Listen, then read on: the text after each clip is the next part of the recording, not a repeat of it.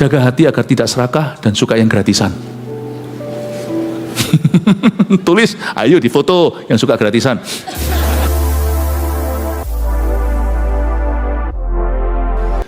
Saya dorong Anda untuk membacanya di rumah, karena nanti Anda akan dapat sesuatu yang baru. Ini Esther diangkat menjadi ratu.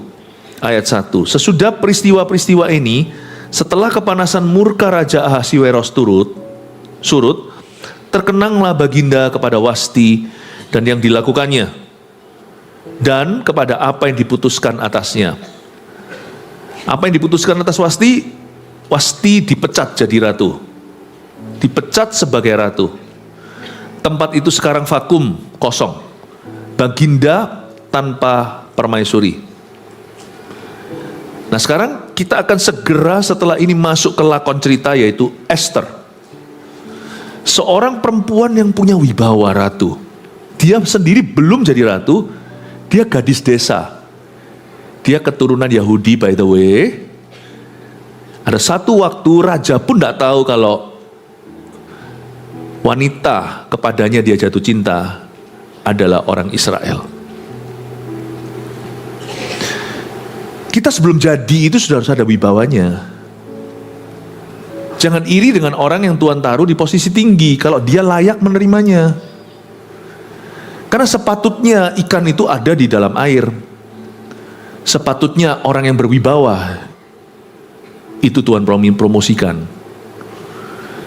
Kita orang Kristen, anak-anak Tuhan yang sudah lahir baru, harus punya wibawa ilahi. Secara bersama, gereja itu mencerminkan suaminya di sorga, yaitu Yesus Kristus. Perempuan tidak boleh malu-malukan suaminya. Dia di pasar lah, atau jemput anak sekolah di halaman sekolah, atau waktu arisan dengan teman, atau dalam pelayanan, Anda menyandang gelar suami. Saya tidak ngomong ini untuk merendahkan wanita.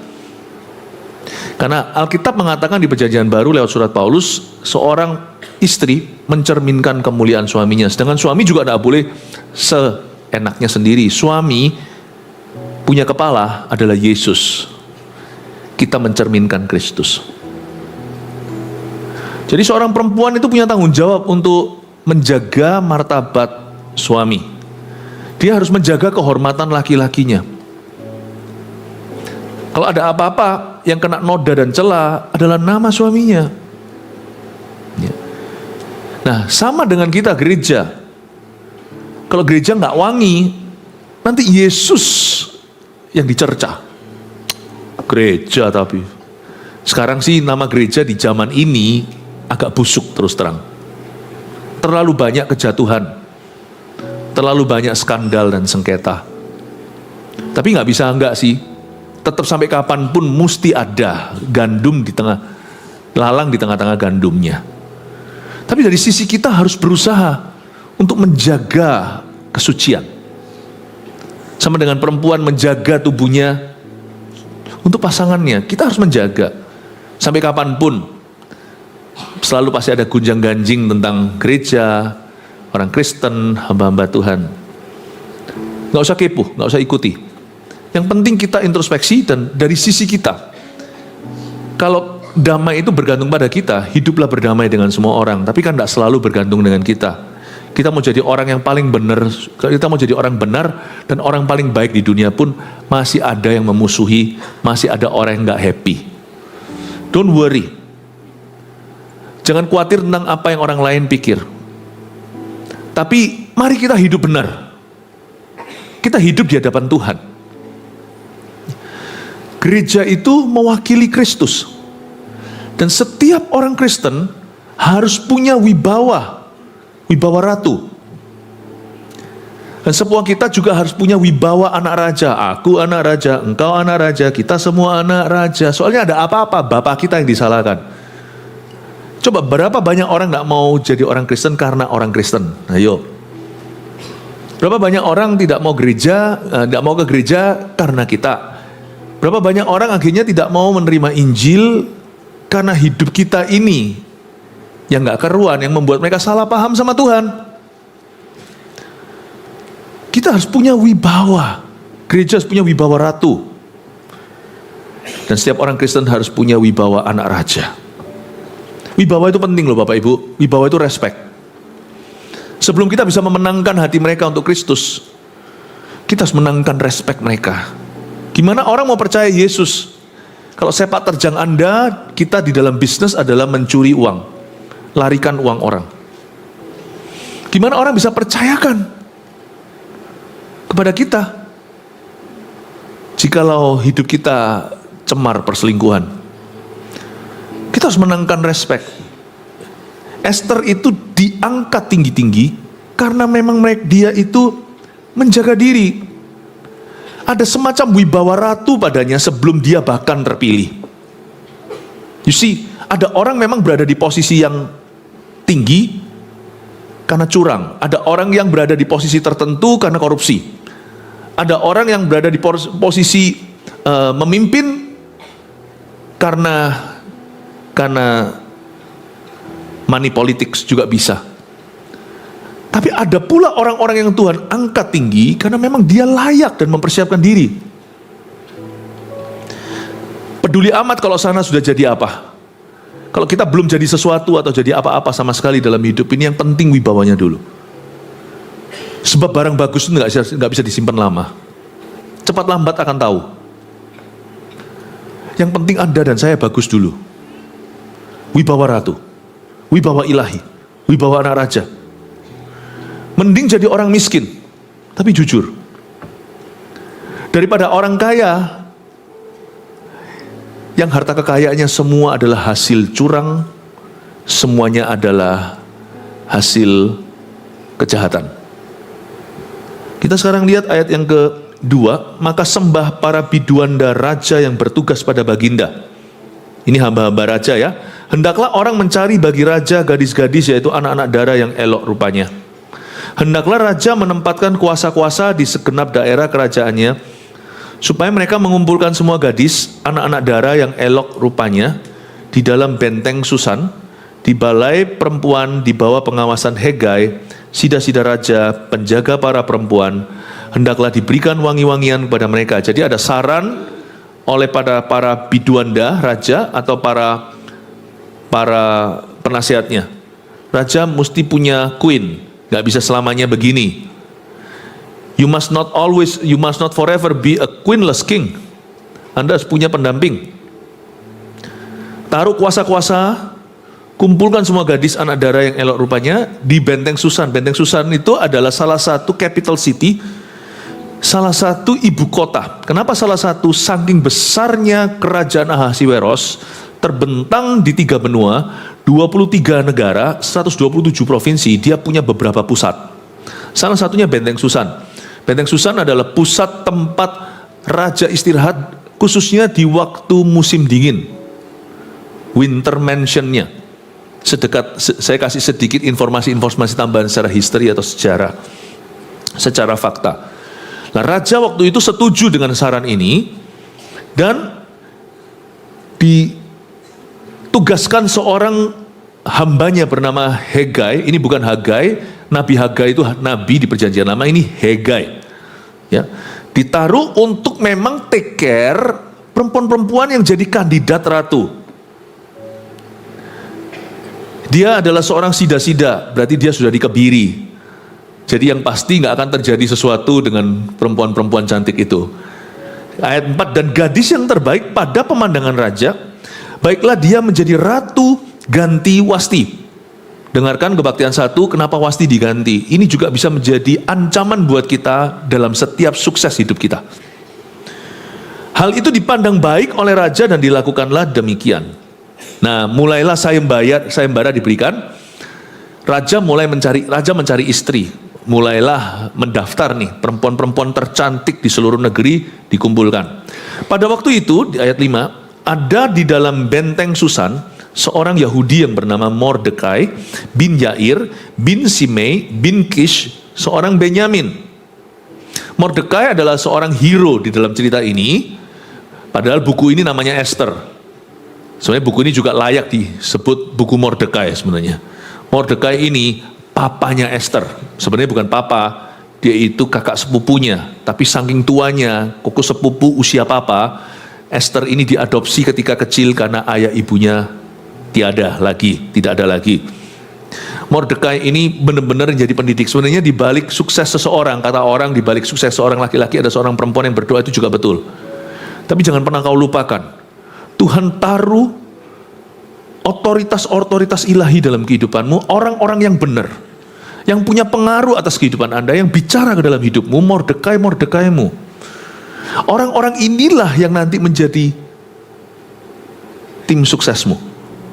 Gak ada orang bisa sukses sendiri, itu tidak ada. Yang biasanya terjadi adalah ada orang-orang di balik layar dalam hidupnya. Itu bukan berarti orang itu disetir, bukan. Tapi orang itu dibentuk oleh orang-orang ini. Jadilah orang-orang demikian terhadap orang lain. Jadilah Mordekai. Mordekai ini penuh dengan wibawa, gak heran. Anak asuhnya pun penuh dengan wibawa dan tidak murahan.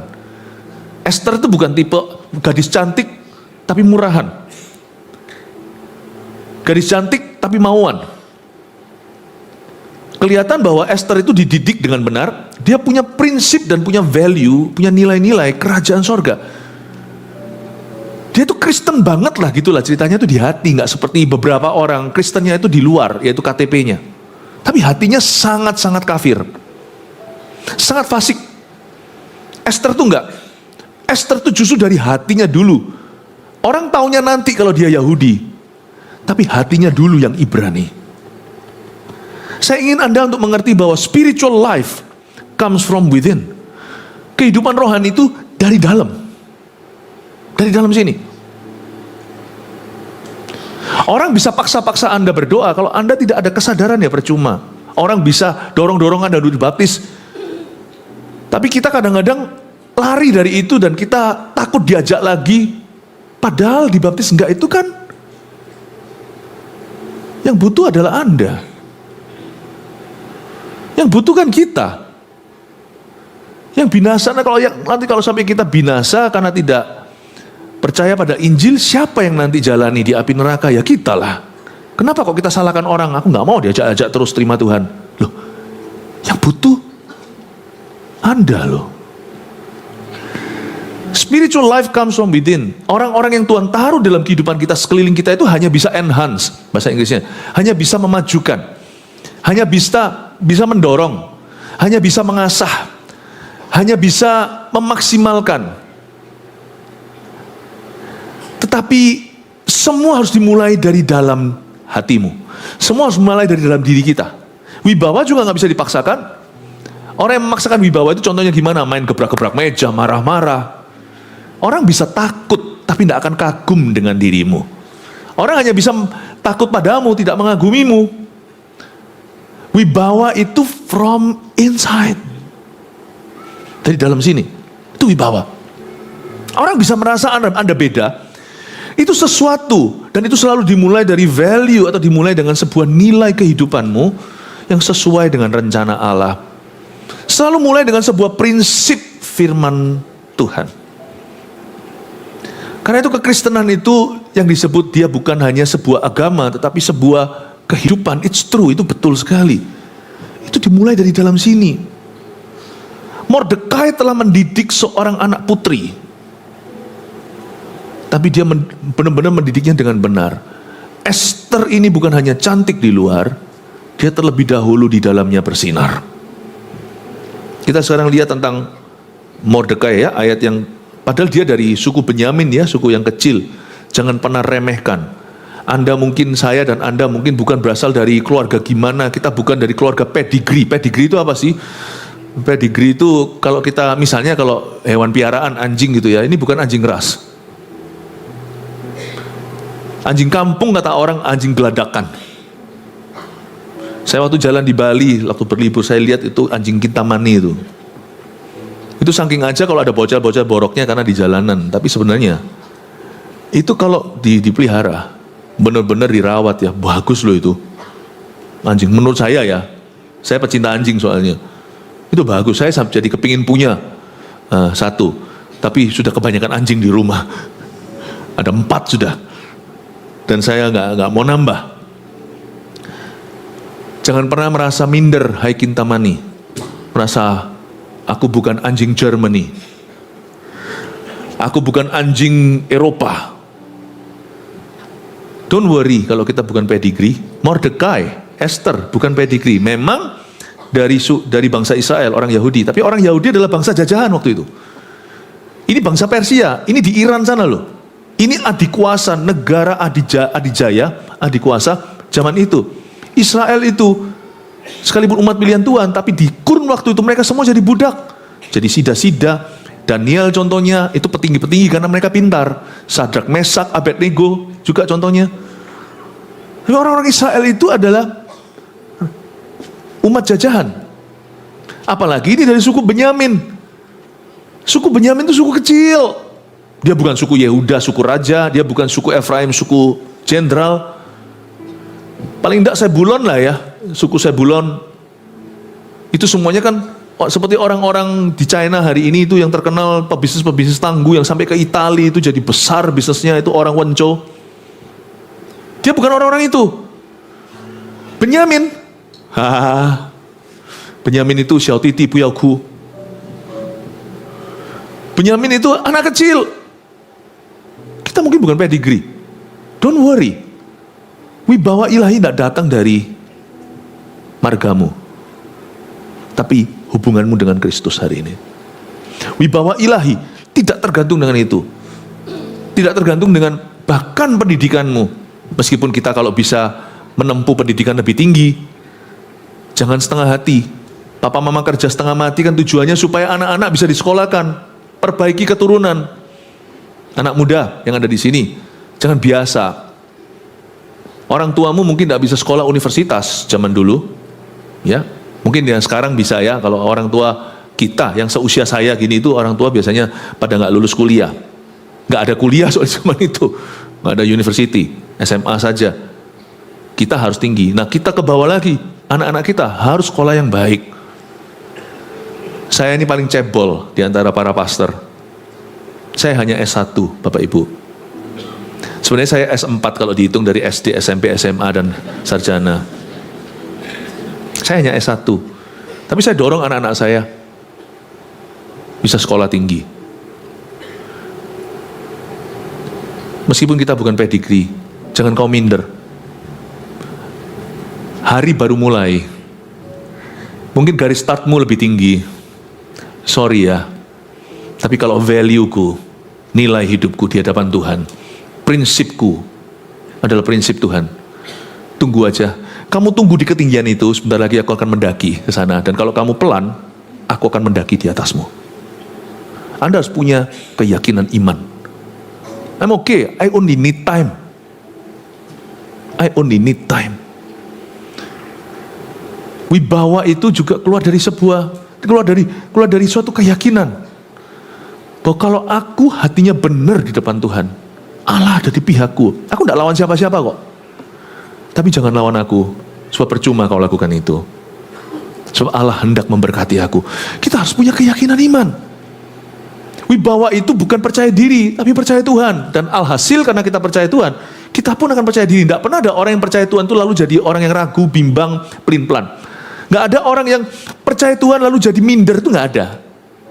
Tapi juga nggak jadi sombong, kalau itu menurut saya itu adalah ekses. Tapi orang yang percaya Tuhan pasti akhirnya percaya diri, pasti dia confident. Bukan self-confident, tapi God-given self-confidence.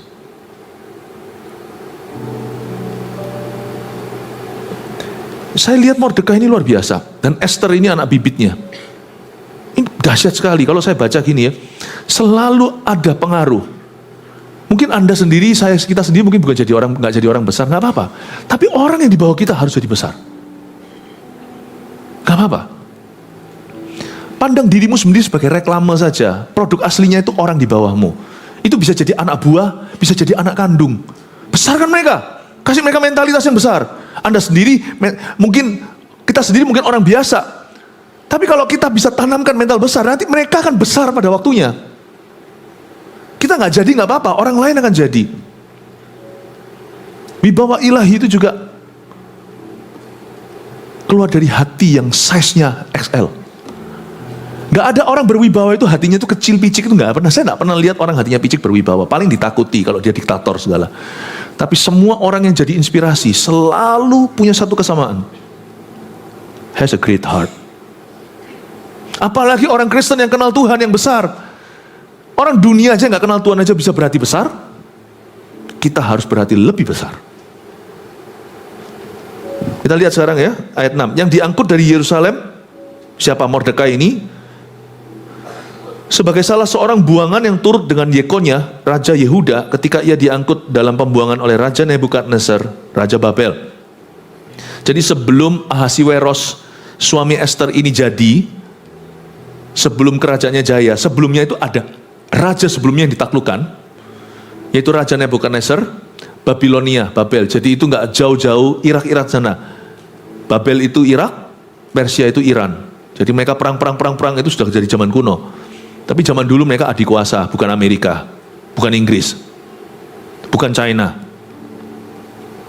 Mordekai itu pengasuh Hadasa ayat 7, yakni Esther, anak saudara ayahnya, sebab anak itu tidak beribu bapa lagi. Boleh yatim piatu, tapi gak perlu kita merasa sebagai korban. Saya melihat hari ini banyak orang, sebagian besar orang punya komplit satu set papa mama. Tapi kelakuannya mereka itu seperti yatim piatu. Saya ngomong gini bukan untuk meremehkan yatim piatu. Seorang yatim piatu yang asli itu bukan pilihannya. Dia dilahirkan demikian atau hidup memaksanya demikian. Tapi ada orang yang yatim piatu by choice, tahu nggak? Ada orang yang meyatim piatukan dirinya sendiri berdasar pilihannya sendiri. Ada papa mama dihindari, dijauhi. Ada papa mama, tetapi papa mamanya selalu perkataannya selalu dibantah. Papa tahu apa, mama tahu apa. Berapa banyak yatim piatu hanya bisa bermimpi mereka punya seorang ayah yang menasihati, bahkan seorang ibu yang omeli.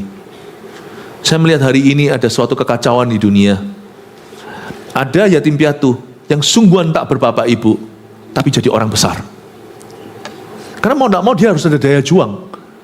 Tapi lawanmu nomor satu itu bukan keadaanmu, bahkan bukan kondisi yatim piatumu. Lawanmu nomor satu adalah perasaan diri jadi korban. Kalau Anda tidak mengasihani dirimu sendiri, Anda pasti akan bangkit di atas awan kelabumu. Tapi juga saya melihat orang-orang yang set papa mamanya lengkap, tapi meyatim piatukan dirinya, berontaki papa mama, lu orang tahu apa. Esther tidak begitu. Dia menghargai Mordekai. No one, tidak ada orang bisa punya wibawa Tuhan. Tidak ada orang bisa sukses dan berhasil versi Tuhan kalau dia tidak bisa menghargai authority, otoritas. Esther menghormati Mordekai. Padahal harusnya mereka itu masih sepupuan. Karena Mordekai itu pengasuh Hadasa ayat 7, yakni Esther, anak saudara ayahnya, anak kukunya papanya atau anak adiknya papanya. Berarti ini sepupunya. Tapi Esther sekalipun diasuh oleh kakak sepupunya yang usianya jauh lebih tua, tetap memperlakukan dia sebagai ayahnya. Buktinya Mordekai itu pengasuh Hadasa. Alkitab pun mencatat bahwa hubungan mereka itu seperti bapak dan anak. Salah satu kriteria dipakai dan diberkati Tuhan adalah siapa yang Tuhan taruh di atas kita. Tak peduli kalau orang itu adalah sepantaran kita, kita bisa menghormati otoritinya. Mordekai itu pengasuh Hadasa, yakni Esther, anak saudara ayahnya. Saya bisa bayangkan kalau Esther di usia memberontak, lalu ketika diberitahu jangan oleh Mordekai, gak boleh gini, dia bilang, apa hakmu bicara? Kamu bukan papaku. Wah, buyar sudah, Esther sudah tidak akan jadi ratu. Kamu kira kamu siapa? Kamu bukan ayah saya. Berapa banyak orang berkata, jangan perlakukan aku terus seperti anak kecil. Aku udah besar tahu. Orang yang kayak gitu ya, Tuhan aja sudah gak suka sama dia. Loh, sorry, Tuhan bisa gak suka sama orang? Bisa. Tuhan Tuhan mengasihi semua orang, itu Tuhan gak suka. Pernahkah Anda punya anak, waktu nakal, Anda tetap cinta dia, tapi Anda gak suka. Waktu dia lagi memberontak, Anda tetap mengasihi anakmu, kasih gak pernah putus kan? Tapi papa lagi gak suka sama kamu, dan papa gak mau lihat kamu.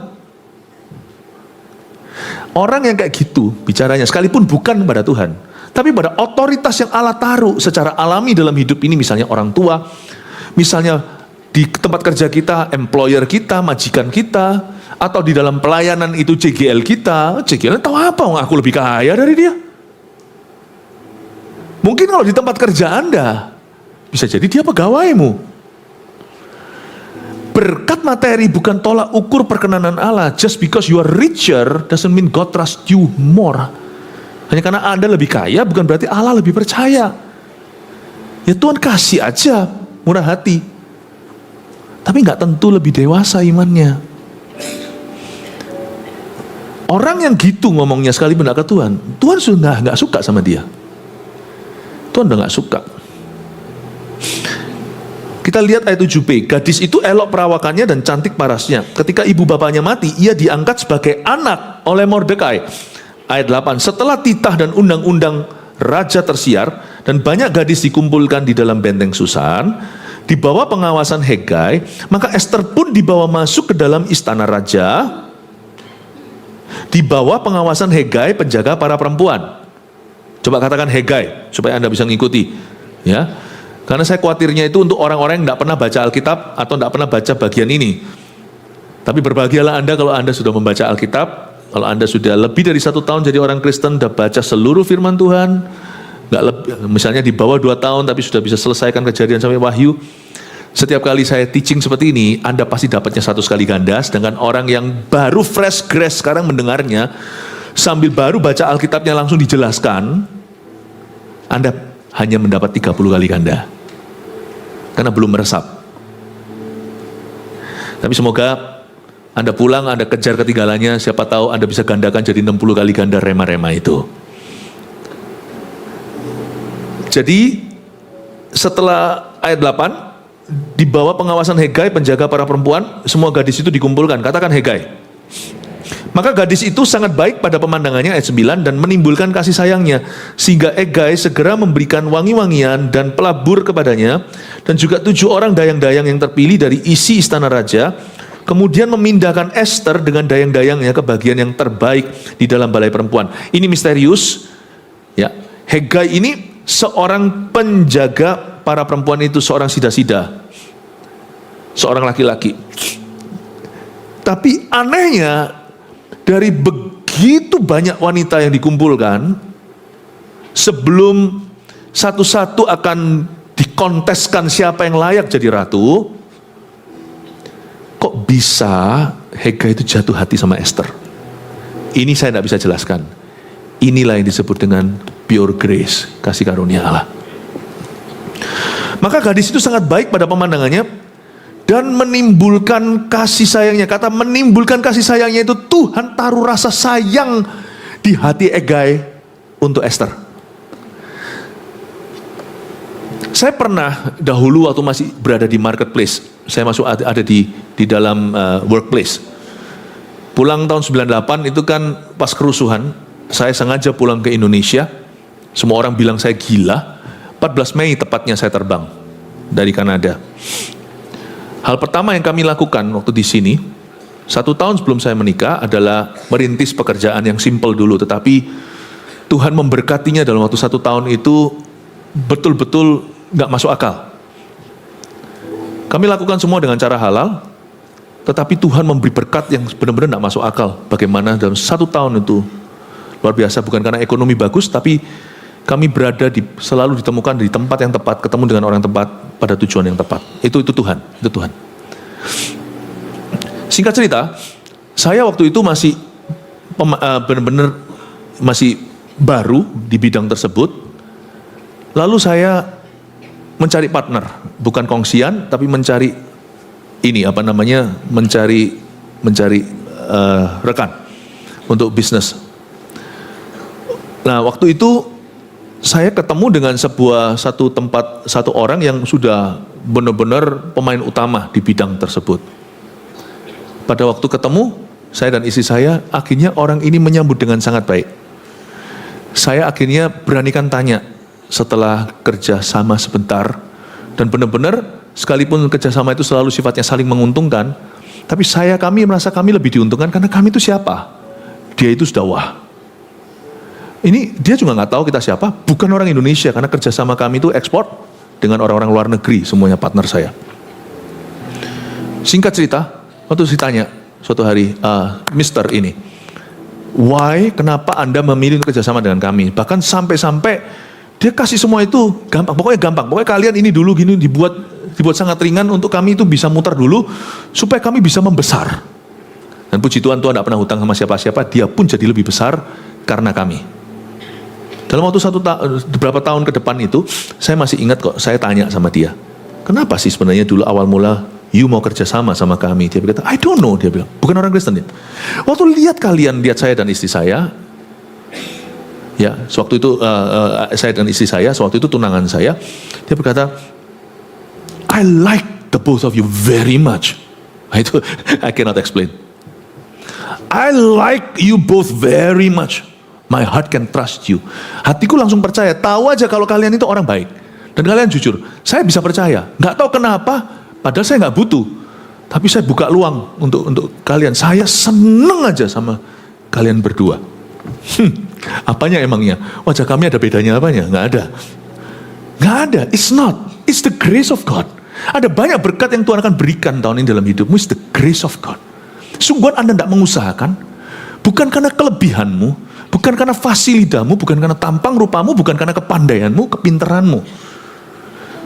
Aneh. Itu kasih karunia Allah. Itu tidak perlu pakai cara-cara dunia seperti mau pakai pelet, pakai jimat, tidak perlu. Tuhan itu menyetir hati raja. Hati raja seperti batang air di tangannya, mau dibelokkan kiri kanan itu sekehendak dia. Dan Hegai itu baru ketemu sama si Esther, langsung Tuhan timbulkan kasih sayangnya untuk Esther, untuk Hadasa. Hadasa itu nama dusunnya, Esther itu nama di benteng Susannya. Bahkan waktu itu dia sendiri masih Hadasa, dia bukan siapa-siapa. Esther paling cantik kah? Menurut saya tidak. Wasti itu kalau Anda baca pasal pertama, itu cantiknya, saya nggak ngerti maksudnya apa, sampai mau dipamerkan sama raja ke semua pejabatnya. Dia masuk ke ruangan tuh mungkin langsung, wow, Esther bukan tipe begitu, cantik sih cantik, tapi tidak di level yang sama. Apa yang membuat Hegai jatuh hati? Hegai ini bukan raja, Hegai ini pegawainya raja sida-sida, dia sendiri tidak bisa jatuh cinta, maksudnya dia sendiri sudah dikebiri, tapi dia itu kok bisa rasa, this is it. Hegai ini suaranya didengar mungkin 75% oleh raja. Itu bisa serak, langsung seneng banget. Apakah dia paling cantik? No. Esther pasti gak bicara banyak. Buktinya sampai dia orang Yahudi aja, mereka pada gak tahu sampai nanti. Esther ini tipe orang yang putohwa, gak banyak bicara. Kalau dia banyak ngomong, ya terus celocos terus ya kan, langsung bicara terus gini, terus seperti chirping burung, seperti cuap-cuap gini terus, lama-lama kan orang yang kayak gitu turun wibawa ya, lama-lama jadi biasa. Gampang kalau Anda dan saya mau jadi orang biasa, let's talk much. Semua dikomentari, semua diomongi, ya nggak perlu dikepoin. Lama-lama kita jadi orang biasa. Loh nggak apa-apa kita jadi orang biasa secara status ekonomi di masyarakat itu oke, tapi janganlah biasa inside. Dalam itu jangan biasa, inside sini jangan biasa. Di sini harus jadi orang luar biasa karena kita itu punya Tuhan. Wibawa itu dari dalam, dari sini. Aku jadi orang biasa nggak apa-apa, tapi ketika orang satu ruangan dengan saya, mereka tahu bahwa saya bukan orang biasa. Mereka tahu bahwa Allahku luar biasa dalam diriku. They will feel my faith. Mereka akan merasakan imanku. They will feel my faith. Mereka akan merasakan imanku. Mereka akan merasakan pengenalanku akan Tuhan. Bukan hanya Bukan hanya aku mengikuti di mana Tuhan hadir, tapi Tuhan akan berada di mana aku hadir. They're gonna feel my Lord. Mereka akan merasakan Tuhanku lewat aku. Saya rasa kita perlu punya wibawa. Kalau enggak, gimana sebagai CGL contohnya? Di dalam pengembalaan kita, tatanan pengembalaan, kepemimpinan yang paling dasar, yang langsung ketemu jemaat, sponsor calon ya. Tapi CGL itu yang paling dasar. Gimana Anda bisa mengumpulkan orang, dan gimana Anda bisa menghimpun mereka, membimbing, mendidik, dan benar-benar mementori mereka kalau Anda tidak punya wibawa. Kalau Anda tidak punya wibawa ilahi. Sehingga orang datang ke CGL dan berkata, orang itu sama aku bedanya apa? Lain cerita orang yang bilang gitu karena iri padamu. Tapi kalau mereka punya bukti, dia sama aku bedanya apa? Ngapain aku ikuti dia? Hidup kita loh, 11-12. Dia yang 11, aku yang 12. Aku loh, dia loh di luar sana masih vaping, dia masih omong kotor, persis kok sama aku. Kemarin naik pesawat aja sama temen-temennya sebelah, omongannya kayak begitu, bedanya apa sama gua? Ngapain saya ke CG-nya? Kalau kita nggak punya wibawa, people don't come to you. People don't come to you. Kalau kita kira bahwa produk kita saja yang bisa membuat orang itu berbisnis dengan kita, Anda salah. Juga cara kita membawa diri, tentu produk dan jasa kita, juga servis kita. Tapi bagaimana kita membawa diri dalam kehidupan orang lain? Tahukah Anda, orang mending ngambil dari Anda, ya, harganya unda-undi, kadang-kadang Anda lebih mahal sedikit, tapi yang fair, sana banting harga untuk membunuh, orang kan ambil padamu. Mungkin dia tetap ambil dari situ untuk dapat untung lebih banyak, tapi dia tidak akan meninggalkanmu, tidak akan melepaskanmu. Mau tahu kenapa? Karena dia tidak berani melepaskan orang benar. Paling dia cuma hanya sedikit fling aja lah, atau sedikit flirting aja lah dengan orang yang sebanding harga. Di dalam hati semua kita tahu kok orang itu hanya mau bersaing dengan cara nggak sehat untuk membunuh bisnisnya. Kita semua tahu kok. Sama orang gini, bolehlah kalau ada, lu punya berapa, gua beli.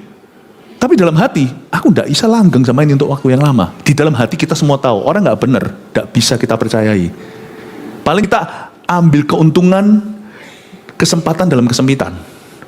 Tapi kalau kita membawa diri dengan benar, sekalipun kita sedikit lebih mahal, tapi kita semua orang tahu bahwa itulah harga yang sesungguhnya. Orang tetap akan kerja sama kita, volume turun hari ini, percayalah, nanti waktu dia goyang sama situ, kembali ke dirimu. Volumemu hanya turun segini sebentar, nanti naik lagi. Kerja itu harus langgeng. Bukan untuk hit and run, bukan untuk tabrak dan pergi, bukan untuk profit taking, untuk ambil keuntungan lalu lari. Kerja itu relasi. Memang tidak seperti pernikahan, tetapi komitmen juga ada di dalam hubungan itu. Loyalitas. Bapak ibu saudara, kalau kita tidak punya wibawa, people don't come to us. Orang tidak akan datang ke kita. Karena itu kita semua harus punya wibawa sebagai orang Kristen. Maka itu jaga perkataan kita. Bukan berarti kita buat-buat, bukan berarti kok nggak enak ya, berarti kan my freedom is taken, atau kebebasanku diambil. Ya mau nggak mau, ada harga yang dibayar. Memang ada kebebasan yang terambil. Tetapi Anda harus tahu gantinya Anda dapat apa. Saya nggak bisa sembarangan sekarang di jalanan, seperti zaman saya dulu waktu kauboyan. Saya belum kenal Tuhan. Saya itu termasuk orang yang selalu kena masalah road rage. Tahu road rage? Di jalanan itu berantem sama orang. Itu saya dulu itu begitu masa muda saya. Nggak kelihatan dia. Saya turun dulu. Waduh, untung kita itu dulu nggak kenal. Sebelum saya bertobat, tapi ini masalah 35 tahun yang lalu. Turun. Kenapa saya bisa lakukan itu? Kan nggak lucu. Kalau sekarang saya lakukan itu di zaman ini now, bukankah saya jual hak kesulungan saya itu, hak saya untuk bisa bicara ke kehidupan Anda? Nggak lucu kan? Pastor Philip pukul orang di jalan Maijen Sungkono.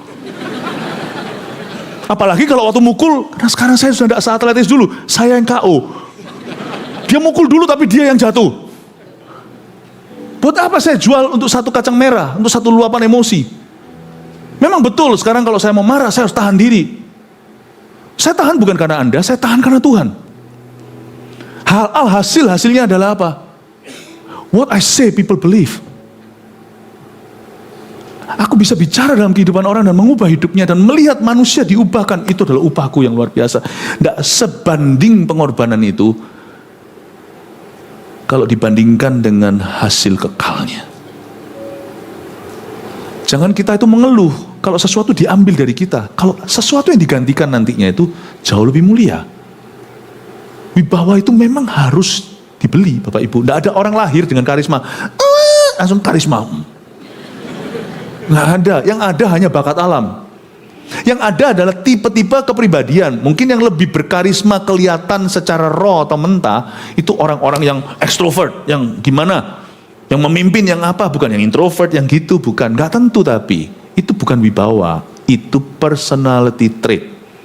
Itu hanyalah kepribadian, tipe-tipe kepribadian. Wibawa itu semua trait ada.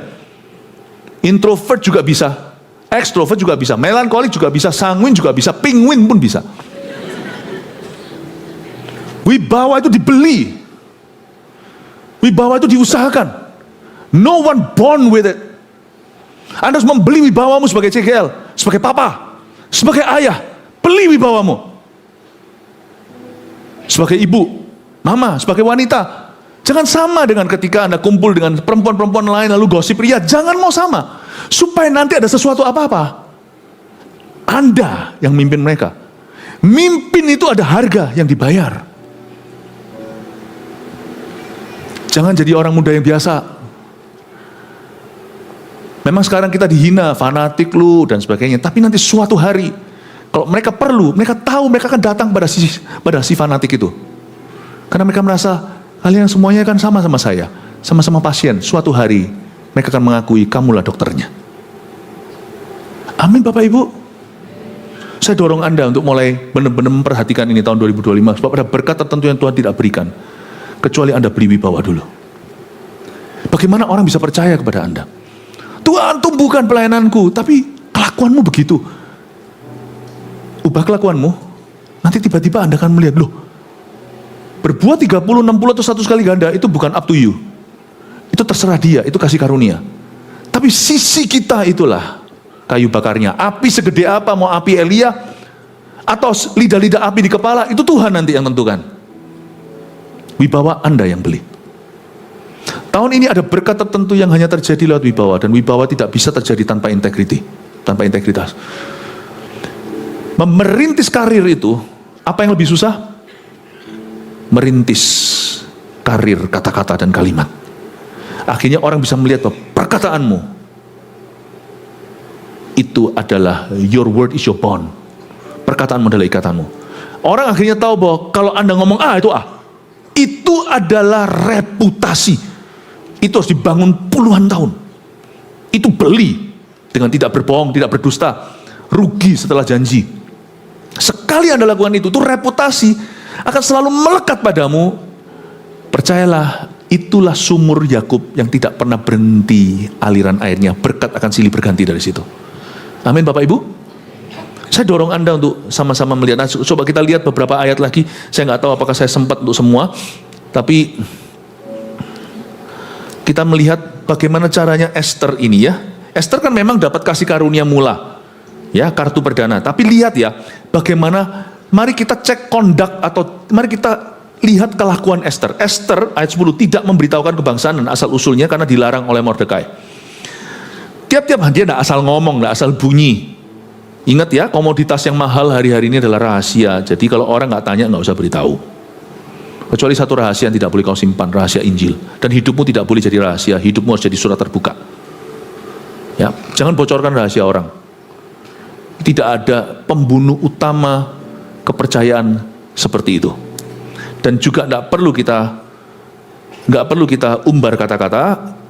Justru dengan begitu orang-orang tertentu menunjukkan kebodohannya. Semakin jelas itu kayak melucuti diri sendiri, kayak telanjang di siang hari. Tiap-tiap hari berjalan-jalanlah Mordekai di depan pelataran balai perempuan itu untuk mengetahui bagaimana keadaan Esther dan apa yang akan berlaku atasnya. Coba lihat ya. Tiap-tiap kali seorang gadis mendapat giliran untuk masuk menghadap Raja Ahasiweros, dan sebelumnya ia dirawat menurut peraturan bagi para perempuan selama 12 bulan. Untuk ketemu raja itu persiapannya 12 months. 12 bulan ngapain? mandi lulur. Coba lihat ya, sebab seluruh waktu itu digunakan untuk pemakaian wangi-wangian. 6 bulan untuk memakai minyak mur. Katakan 6 bulan pakai mur. Jangan pakai mur ya, mati lah pakai mur. Pakai minyak mur. Coba bilang 6 bulan pakai minyak mur. Lalu 6 bulan lagi mereka untuk memakai minyak kasai serta lain-lainnya wangi-wangian perempuan. Lalu gadis itu masuk menghadap raja, dan segala apa yang dimintanya harus diberikan kepadanya untuk dibawa masuk dari balai perempuan ke dalam istana raja. Makanya itu Raja Ahasiweros tidak bisa mewakili Yesus, karena praktek ini tidak bagus. Ini kurang lebih ada 1460-an gadis, atau pokoknya ribuan, 1000 lebih. Ini raja playboy tenan. Setiap perempuan itu harus melayani raja, maaf ya, one night stand. Harus ketemu raja 1 malam. Ini adalah suatu kejadian di Perjanjian Lama yang makanya cerita ini tidak sempurna. Tapi dalam cerita ini di dalam Alkitab kita bisa belajar kesempurnaan hati Allah. Dan bagaimana kita bisa mengejar perkenanan Tuhan. Tapi saya kagumi sesuatu ya. Ini raja, ini cuma raja manusia. Tapi para perempuan ini untuk bisa memikat hatinya, mereka 12 bulan direndam. Hanya untuk ketemu 1 hari kencan. Mau bicara soal excellent persiapan. Orang biasanya sih kepinginnya ketemu Tuhan sekali, 12 bulan diberkati. Ini orang 12 bulan mempersiapkan diri untuk ketemu sekali, untuk 1 ibadah. Untuk masuk gitu aja ke balai raja. 12 bulan. Apa yang kau hargai? Tadi pagi saya sampaikan harus kau perjuangkan.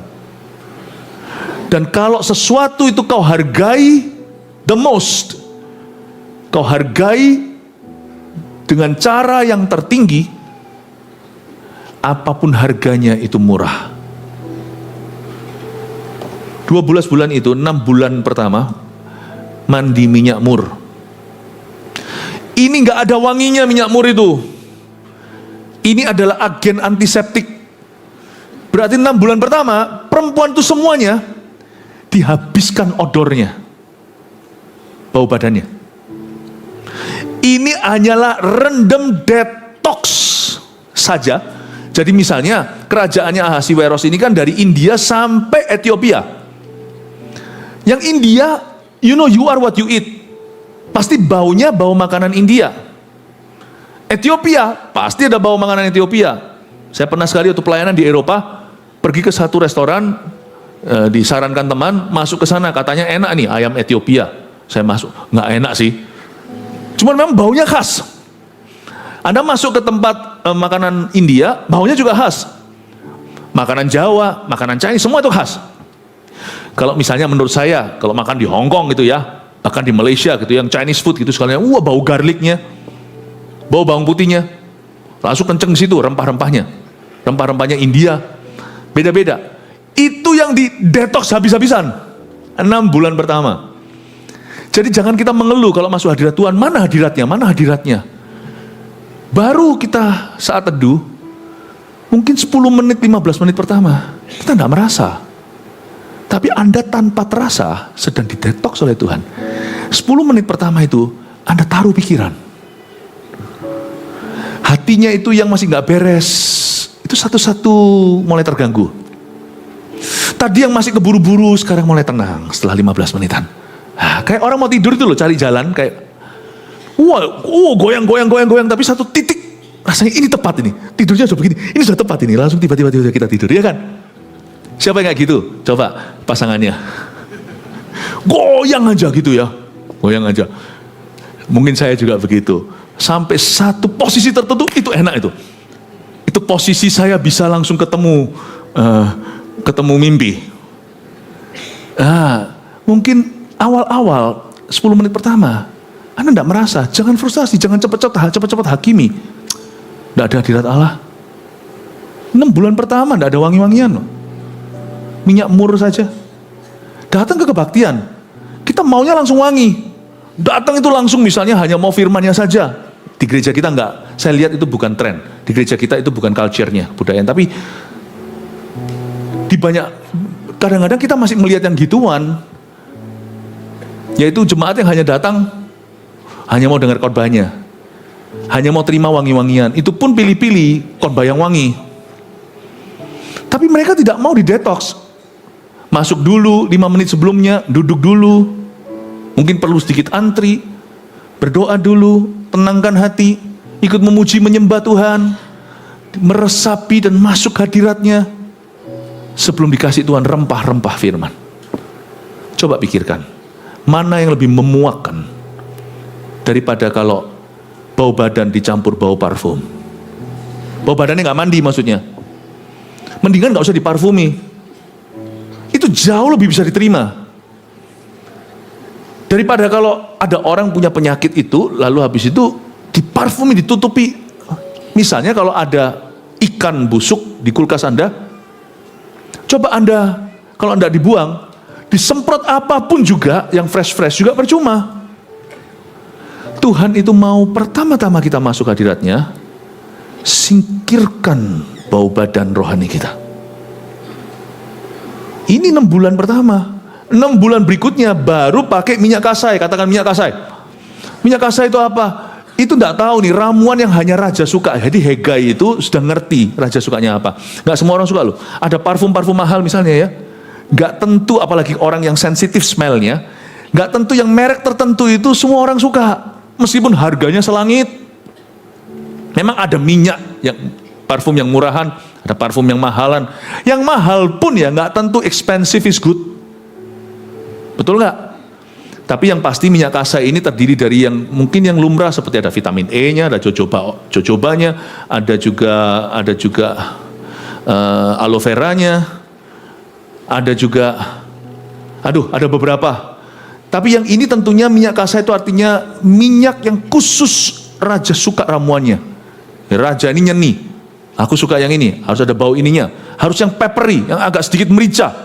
Harus agak yang sedikit light, jangan terlalu yang strong. Tapi ada juga yang suka sekali minyak wangi Arab beda dengan minyak wangi Eropa. Kalau Anda jalan di Dubai contohnya transit gitu kelihatan lewat, wangi loh. Cuman bukan tipe kita wanginya. Bapak Ibu Saudara, 6 bulan berikutnya baru setiap mereka itu dilulurin dengan bau wangi yang persis raja suka ramuannya. Yang ini tidak bisa Anda hanya belajar dari teori, samakan semua orang Kristen. Anda harus mengerti dalam hidupmu what pleases God's heart and what pleases Him the most. Setiap orang harus mengejar ini, tahu bahwa apa yang menyenangkan hati Tuhan dan yang paling menyenangkan hati Tuhan dalam hidupmu, masing-masing kita harus tahu. Karena kita beda-beda. Ada orang yang kecanduan main game misalnya. Mungkin dia harus tahu bahwa bagi orang lain itu oke. Tapi bagi orang ini mungkin berhala. Mungkin yang menyenangkan hati Tuhan adalah bermainlah lebih sedikit. Nggak bisa disamakan. Nggak ada yang disamakan. Ada orang yang suka minum alkohol itu sungguh-sungguh kecanduan. Kalau nggak mabuk nggak stop dia. Tapi ada orang apanya ini kayak minuman mahal pernah dikasih itu sama ini bedanya apa? Nggak enak sama-sama. Tapi orang yang tahu tuh bedanya itu bisa ratusan juta bedanya. Bagi orang tertentu yang kecanduan, ya mungkin pesan Tuhan adalah tinggalkan kebiasaan itu dan pergaulanmu yang buruk sekitar itu. Tapi bagi orang seperti ini bukan pencobaan. Lu kasih gue juga nggak tahu yang mana yang mahal mana enggak. Bapak Ibu Saudara, setiap orang akan punya jojoba oilnya sendiri. Setiap Anda harus menemukan bau wangimu di hadapan Tuhan. Setiap Anda punya merek tertentu, meskipun prinsipnya sama, fondasinya tidak beda. Wibawa selalu dimulai dengan punya hubungan yang kental dengan Tuhan. Sebelum nanti Tuhan keluar. Kenapa hari ini Tuhan tidak bisa mempermuliakan dirinya lebih dalam kehidupan seseorang? Jangan-jangan nanti bau basi, bau badan rohani dicampur dengan parfumnya. Nggak bisa, wibawa itu nggak bisa campur. Makanya itu termasuk pengkhotbah. Mau punya wibawa di atas sini, di bawah sana tetap hanya harus sama wibawanya. Nggak boleh beda. Ya, lanjut dikit lalu saya selesai. Toh puji Tuhan sekarang kita punya tempat yang lebih besar, jadi nggak perlu Jedah waktunya terlalu sempit lagi, jadi saya mau molor pun gak apa-apa. Jemaat masih bisa masuk nanti, ya. Dikit lagi ya. Ya, ada anak yang nangis gini, tidak apa-apa, saya mau selesai. Kalau dia nangis, kok nggak berhenti katanya. Ya nak, sebentar nak. Ayat 15. Ketika Esther anak Abihail, yakni saudara ayah Mordekai yang mengangkat Esther sebagai anak, mendapat giliran untuk masuk menghadap raja, are you ready? Maka ia tidak menghendaki sesuatu apapun selain daripada yang dianjurkan oleh Hegai, sida-sida raja, penjaga para perempuan. Maka Esther dapat menimbulkan kasih sayang pada semua orang yang melihat dia. Mau tahu kenapa? Karena Esther nggak murahan dan mauan. Demikianlah Esther dibawa masuk menghadap Raja Ahasiweros ke dalam istananya pada bulan yang ke-10 dan sebagainya. Ayat 17. Maka Esther dikasihi oleh baginda lebih daripada semua perempuan lain. Mengapa? Karena Esther nggak mauan, Esther nggak aji mumpung, Esther bukan penggali emas dan bukan juga pendaki sosial. Esther tidak murahan. Makanya ia lebih dikasihi oleh baginda daripada semua perempuan lain. Baginda ini orang yang sangat pengalaman. Dia tahu perempuan. Dan dia tahu semua wanita itu tidak ada satupun yang bermaksud jadi ratu. Semua punya, mereka tidak ada satupun yang punya wibawa ratu. Mereka semua hanya berhenti sampai happy jadi selirnya atau jadi simpanan. Raja tahu kok, lu nggak mau saya kan? Lu cuma mau kerajaan saya kan? Raja tahu kok, kamu yang kamu cintai bukan aku toh, tapi harta aku kan. Raja tahu. Tapi raja juga bisa menangkap mentah-mentah ketulusan seorang Hadasa. Itu memukau hatinya. Esther bukan paling cantik, saya yakin. Alkitab tidak mengatakannya secara gamblang, tapi Wasti dipuji-puji kecantikannya. Ayat pasal 2, Esther kecantikan dalamnya. Esther tidak secantik Wasti, tapi raja terpukau, kesengsem dengan Esther. Aku tidak pernah ketemu seorang perempuan semahal ini. Wibawanya aja sudah ratu. Kenapa kita nggak jadikan dia ratu? Dia nggak murahan, dia nggak mauan, dia nggak aji mumpung orangnya. Dia dikasih dan ia beroleh sayang dan kasih baginda. Ayat 17. Lebih daripada semua anak darah lain, sehingga baginda mengenakan mahkota kerajaan ke atas kepalanya dan mengangkat dia menjadi ratu ganti Wasti. Kemudian diadakanlah oleh baginda suatu perjamuan bagi semua pembesaran pegawainya, yakni perjamuan karena Esther. Dan gara-gara Esther, raja hatinya penuh dengan kembang dan seluruh kerajaannya diberkati karena Esther. Dia memerintahkan perjamuan untuk Esther dan baginda menitahkan kebebasan pajak bagi daerah-daerah serta mengaruniakan anugerah karena Esther masuk istana. Cook diangkat dari rakyat sebagaimana layaknya bagi raja. Saya tunjukkan kenapa Esther kok sangat dicintai. Kembali lagi ayat yang ke-13. Anda harus tahu satu peraturan raja, setiap perempuan itu pasti dapat kompensasi. Katakan kompensasi. Lalu gadis itu masuk menghadap raja, siapapun ini juga ya, Esther atau bukan. Dan segala apa yang dimintanya harus diberikan kepadanya untuk dibawa masuk dari balai perempuan itu ke dalam istana raja. Pada waktu petang ia masuk, waktu pagi ia kembali. Tapi sekali ini ke dalam balai perempuan yang kedua, dia sudah bawa harta. Tahu nggak? Setiap perempuan yang masuk itu sama raja dikasih kredit card tanpa batas. Kamu shopping dulu. Kamu shopping. Mungkin di sini mungkin tidak bisa bayangkan. Coba bayangkan aja misalnya di Dubai, negara-negara Arab yang wah ada shopping mallnya begitu misalnya. Saya tidak pernah ke sana. Belum. Ya, misalnya langsung dijemput pakai mobil merek tertentu yang paling mahal tuh.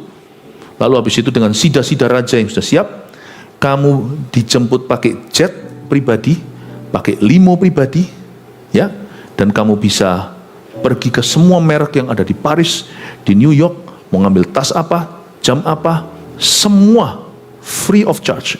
Kamu hanya bisa sekali shopping dari pagi sampai malam, hanya hari ini. Besok kamu ketemu raja, ini semua barang milikmu. Raja tidak akan minta dikembalikan.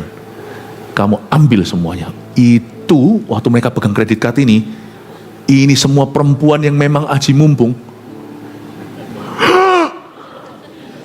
Heaven, I'm in heaven. Peduli amat baginda. tomorrow. Itu urusan besok. Wow, bawa teman-temannya semua. Bayangin tuh mobil ya nggak apa-apa. Dia naik jet pribadi. Wah, pergi ke sini. Wow, shopping ambil ini ambil itu semuanya. Hegai di sana liatin. Tipe perempuan gini. Hegai di sana liatin. Cuman satu doang. Ketika dikasih kredit cardnya dia bilang, kamu bisa shopping apapun. Dia berkata, aku toh nggak tahu, aku nggak kenal raja. Aku tidak kenal raja.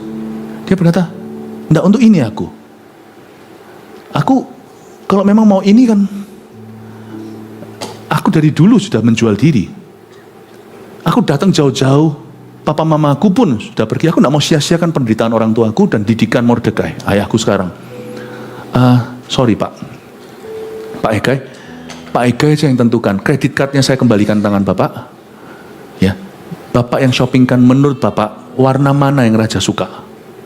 Tas mana? Parfumnya sekarang sudah ada melekat di saya, tapi kan per parfum tambahan. Kira-kira merek ini semuanya, dari merek-merek Iran ini, yang mana paling bagus dan raja paling suka yang mana? Yang mana yang Wasti pakai dulu, Ratu Wasti, yang disarankan oleh Baginda? Sebab aku tidak datang nanti masuk ke hadirat raja untuk menyenangkan diriku. Aku masuk untuk melayani beliau dan untuk menjadi seorang yang sekalipun mungkin aku tidak dipanggil kembali, tapi aku masuk sana untuk jadi berkat untuk dia. Silakan Bapak pilihkan. Hegai berkata, 1499 yang lainnya semuanya tergila-gila seperti orang kesurupan. Yang ini berkata, aku tidak mau, jangan sok suci lalu kata, tidak usah, aku tidak perlu semuanya, aku nanti pakai baju rumahku, daster dan roll-rollannya, dasternya pun yang ada sobekan-sobekannya. Enggak, saya mau cantik, tapi bukan demi cantik, tapi demi berkenan Bapak Hegai yang tentukan. Dia bilang, wow, dia lihat ada wibawa ratu ini. Yang lainnya hanya mau jadi selir. Yang ini bisa mimpin kerajaan, karena yang lainnya di bawah harta. Ini mengatasi harta dunia. Dia tidak punya semua, tapi itu di bawah kakinya. Dia bilang, yang ini bisa dipercayakan setengah kerajaan. Beda ya?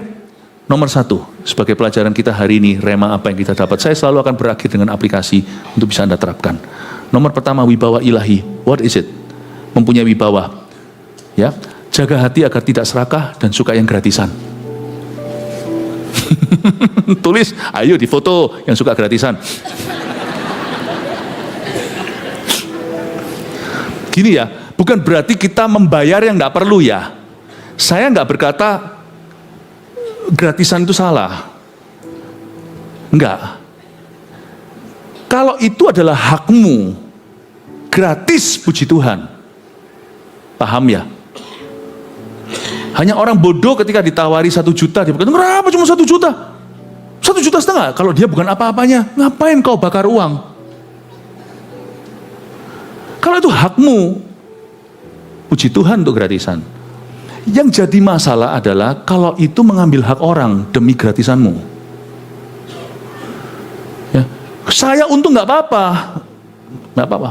Kalau perlu kalian merugi. Nah, di situ salahnya. Itu gratisan. Daud ketika mau mempersembahkan sesuatu suatu hari di sebuah tempat pengirikan, tempatnya Arauna, seorang orang lokal namanya Arauna. Ketika ditawari sama orang lokal karena takut, ini raja, mati aku. Kalau aku tidak baik sama presiden, nanti aku, kalau presidennya tersinggung gimana? Saya tidak bisa berbisnis lagi. Jadi dia tawari. Daud tahu bahwa orang itu tidak tulus. Daud tahu juga orang itu takut. Dan Daud tahu dia berada di posisi yang kuasa, tidak netral, tidak fair. Dan belum lagi Daud mau memberikan ini untuk persembahan bagi Tuhan. Dia menolak loh, coba Anda baca itu. Dia berkata, I will not give, itu kalimat yang sangat terkenal dalam bahasa Inggrisnya gini, I will not give that which cost me nothing. Dia memaksakan berapa harga pasar. Daud juga nggak gila, nggak bodoh. Semahal-mahalnya, ngapain dia dijadikan conconan? Tapi what's fair for you, what's fair for me? Apa yang fair untuk Anda, untuk saya? Nggak apa-apa gratisan kalau itu adalah hakku. Tapi kalau itu gratisku itu berarti mengambil hakmu, aku nggak sudi, aku nggak mau berutang budi dan aku tidak mau salahi Tuhanku. Dia berkata, no, I will not give that which cost me nothing. Aku tidak akan memberikan sesuatu yang tidak kubayar harganya. Akhirnya mereka sepakat berjabat tangan membayar harga market, harga pasaran saat itu. Mungkin sama Daud dikasih lebih karena dia murah hati. Please jangan curi hak orang lain. Kalau ada orang layak mendapat tipsmu, di tips yang baik. Jangan berkata, nggak usah, dia tuh nggak tahu. Dia tuh nggak minta. Dia nggak minta tapi nggak lihat wajahnya.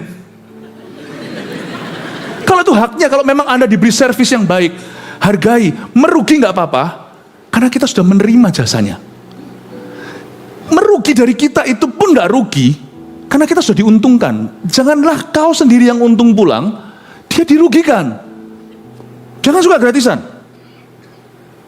Kalau ada makanan enak, gratis sekali, sungguhan, dan ini murah gitu, saya mau. Tetapi kalau saya memang makan, apalagi sekarang kita sudah usia, kolesterolan segala, makan tidak boleh sembarangan kalau orang sudah bertambah usianya. Makan tuh eman, cheat day, atau mencuri-curi. Ada hari tertentu kita izinkan berdosa makan hal-hal tertentu yang selama ini kita hindari. Misalnya, bukan dosa sungguhan ya, tanda kutip berdosa. Lalu kita keluar makan. Di sana semuanya, di korting sana, korting sini. Dulu, setahun lalu saya makan di situ, enaknya. Sekarang, curi bahan. Demi apa? Karena memang untuk memenuhi selera penduduk kota yang suka murahan dan gratisan. Saya mending gak makan. Eman-eman badan, besok saya ke lab. Saya gak apa-apa bayar lebih. Kalau saya bisa menikmati. Bukan berarti saya orang kaya raya ngomong begitu. No. Saya mau hargai. Masak itu seni. Cari tempat quality. Orang-orang itu sungguh-sungguh mempelajari ilmunya. Saya mau hargai mereka. Mereka sekolah supaya mereka dapat profit. When I must pay, I pay. Saya nggak pernah tanya sama orang, oh gimana pergi situ? Nah, saya nggak murahan, berkata, gimana, gratis nggak? Saya nggak murahan, anak Tuhan. Please ya, anak raja. Kita nggak usah gaya, kita bukan konglomerat. Tapi kalau Anda memang tidak sampai ke level tertentu, ya nggak usah kita ingini. Mengingini pun jangan, do not desire. Jangan ingini barang mewah. Kalau Anda tahu Anda bukan berada di liga itu. Jangan ingini sesuatu yang tidak bisa kau beli. Ngapain melukai dirimu? Ngapain menyiksa dirimu? Tapi kalau itu berada di level saya tidak akan berkata, gratis nggak? Kalau saya memang mau ke sana menikmati hal tersebut, saya harus rela bayar untuk menghargai ilmu orang, menghargai persiapannya. Ngapain saya makan di restoran itu? Gua makan sampai habis lu. Ya, bukan setaupau. Buffet makan all you can eat itu bahasa Inggrisnya.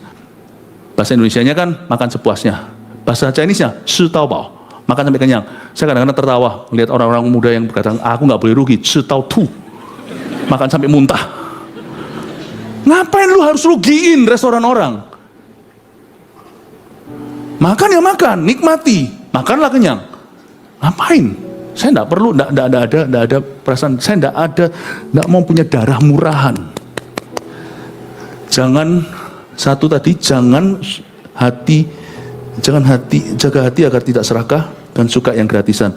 Jangan mauan dan jangan murahan. Itu wibawa. Percayalah, tanpa ini sudah langsung orang akan melihatmu sepandang sebelah mata. Ya, pendeta, gembala, hamba-hamba Tuhan juga jangan amplopan. Kita sudah mendapatkan bagian kita, layani sebaik-baiknya. Tidak semua, dan pelayanan kita tidak boleh pamrih. 2, jangan memanfaatkan kebaikan hati orang lain. Kalau orang berkata, ambil semua, jangan ambil semua. Kalau orang lagi ajak kita pergi, anak-anak muda saya ajari ini. Ya, misalnya, kalau lihat di menu, cari anak-anak saya pun tahu dari kecil mereka begitu. Om tante ngajak kemana gitu, misalnya pas papa pergi. Dia selalu cari, Dad, aku kepingin makan steak, Dad, katanya. Pak, tapi akhirnya aku pesan spaghetti. Ya, sudah spa dapat teh lagi. Ini joke yang nggak lucu. Spaghetti, nggak ngerti ya, sudah. Anak saya makannya ini pulang makan lagi masihan tinggi, nggak nyampe jalan tolnya sampai ke bawah. Pesennya spaghetti, saya tahu dia mau makan steak yang gede itu loh. Tunggu papanya aja. Anak-anak kami sudah kami ajari dari kecil. Selalu mawas diri, sekalipun sana mampu keluarganya, jangan. Dia bilang, pesan apa saja. Pesan yang middle class atau middle low. Nanti sama papa, pesenlah yang paling ini. Makanya saya jarang-jarang ajak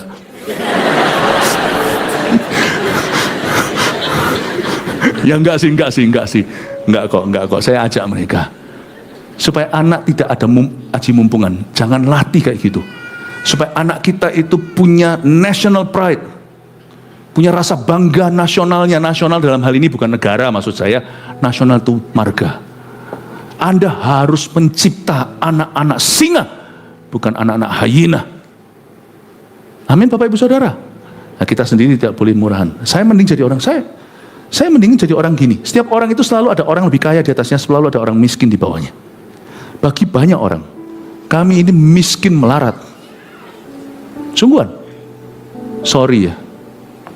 Coba tusuk tanganku ini besok waktu di laboratorium. Semoga susternya tidak lari. Karena yang keluar nanti darahnya biru. Kita harus begitu, anak Tuhan. Wibawa ratu, katakan wibawa ratu. Wibawa anak raja, katakan wibawa anak raja. 3. Terakhir, wibawa ilahi terbentuk dari karakter dan kepandaian. Nah, inilah definisi wibawa. Wibawa ilahi terbentuk dari karakter dan kepandaian. Makanya itu orang Kristen harus pintar. Saya tidak bisa jelaskan nanti di kebaktian berikutnya aja. Esther ini pintar loh. Cara dia coba nanti ya, ngelobi raja, level A, belum level B, raja sampai penasaran, sampai terakhir baru dia proposal. Ini orang bukan manipulatif, tapi pandai. Saya nggak bisa jelaskan di ibadah ini, tapi saya kasih poinnya dulu. Wibawa ilahi bukan cuma karakter. Ada orang berkarakter, tapi tidak pintar. Tapi ada orang yang pintar, ular. Cerdik seperti ular kan? Tapi merpatinya nggak pernah ada. Tulusnya kagak ada. Yang orang kayak gitu bahaya. Memang pintar tapi tidak ada orang yang mengaguminya. Semua orang menghindari karena orang itu ular. Tapi orang Kristen harus tulus memang iya. Tapi mesti pintar.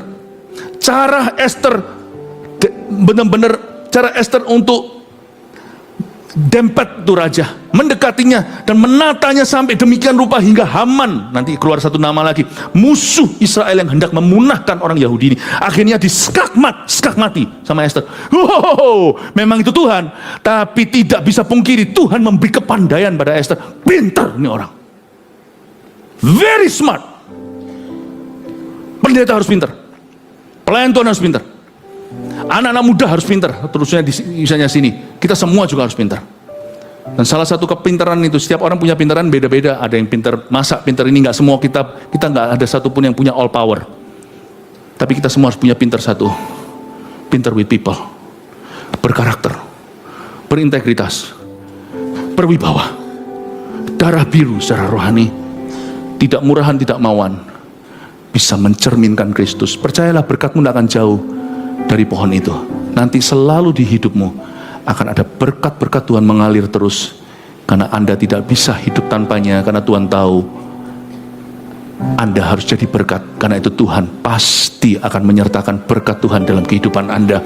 Anda tidak cari berkat seperti Esther, tidak mencarinya. Tapi Tuhan akan mencari Anda. Karena orang yang seperti ini Tuhan hendak jadikan ratu, dan jadikan kebanggaan Tuhan, dan jadikan berkat hingga ke seluruh bumi. May your life be blessed like that. Haleluya.